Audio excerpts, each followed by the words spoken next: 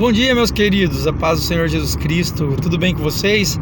Mais um sábado que se inicia, um sábado abençoado, ó, já está um solzinho maravilhoso para nós aí da parte de Deus.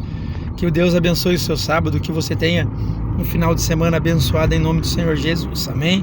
Queria compartilhar com vocês, já faz um tempo que a gente não compartilha da palavra de Deus, queria compartilhar com vocês da palavra de Deus a respeito da história de José, exatamente no ponto em que José se revela aos seus irmãos no período em que ele governava no Egito. Seus irmãos, todos conhecemos a história, seus irmãos não reconheceram como o governador do Egito no momento em que eles se encontraram, e a história vai nos contar que José se revela para eles, né?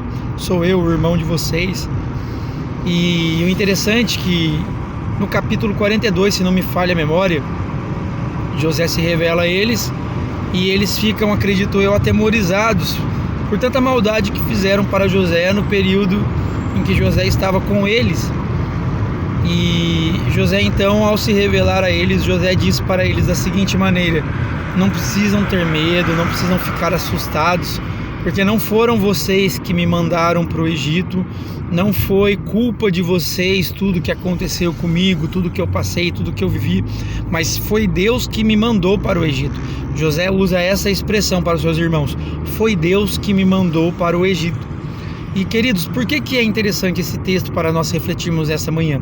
Porque quando nós passamos por momentos difíceis em nossas vidas, por lutas, por tribulações, nada mais é do que Deus nos preparando, Deus nos forjando para coisas grandes que acontecerão em nossas vidas, que se Ele não permitir que aconteça em nossa vida nesse momento, se Ele não permitir que sejamos forjados para recebermos aquela bênção no momento em que acontecerá em nossas vidas, nós não estaremos aptos, não estaremos aprovados por Deus para receber tal bênção, tal promessa, tal vitória, até porque podemos não saber administrar aquilo que Deus quer colocar em nossas mãos e acabar recebendo num dia e perdendo no outro. A exemplo disso, olhamos para José. Quando José foi para o Egito, ele foi chamado para cuidar da casa de Potifar, para administrar a casa de Potifar. E lá nós sabemos que ele foi acusado pela mulher de Potifar de tentar abusar dela.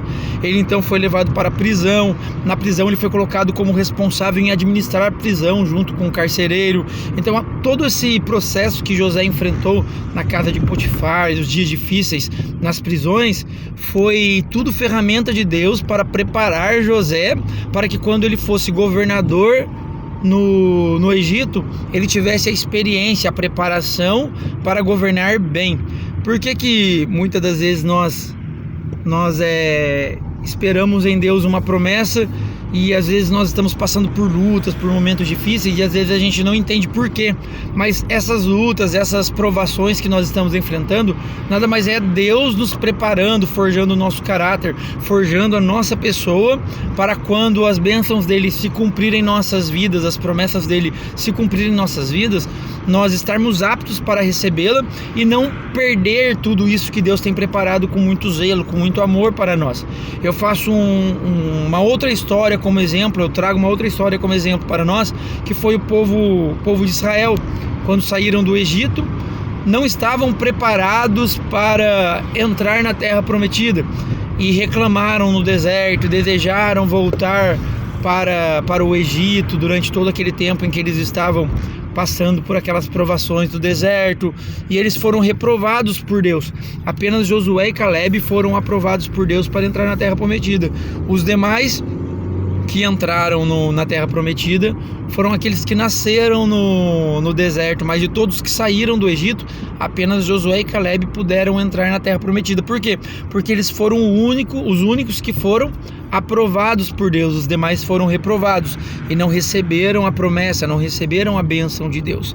Da mesma maneira, Deus faz com as nossas vidas.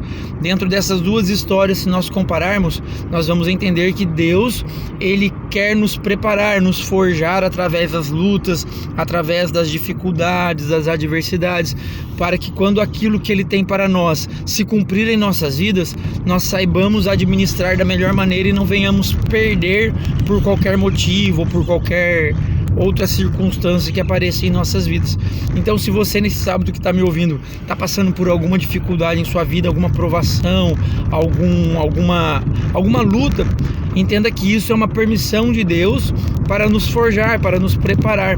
Se você tem enfrentado isso no decorrer dos seus dias, entenda isso da melhor maneira possível. Entenda que Deus, ele está no controle da sua vida, ele está no controle da situação, e se ele tem permitido essas provações, é porque ele tem algo muito maior para você na frente, e você precisa passar por essas provações adorando a ele, glorificando a ele, não murmurando como o povo de Israel fez, não reclamando como o povo de Israel fez, mas agradecendo a ele, orando a ele em todo o tempo, assim como José fez. Mesmo na prisão, José estava adorando, José estava orando, falando com Deus. Mesmo na casa de Potifar, enfrentando as dificuldades, as lutas que ele estava enfrentando, ele continuava adorando a Deus, ele continuava buscando, orando, falando com Deus. E é exatamente isso que Deus quer de nós. Deus quer nos provar para sermos aprovados por Ele, como a palavra dele diz, se não me falha a memória, no livro de Jó: sendo nós aprovados como ouro é provado no fogo, e assim receberemos de Deus a graça, a misericórdia e as bênçãos que Ele tem preparado para nós.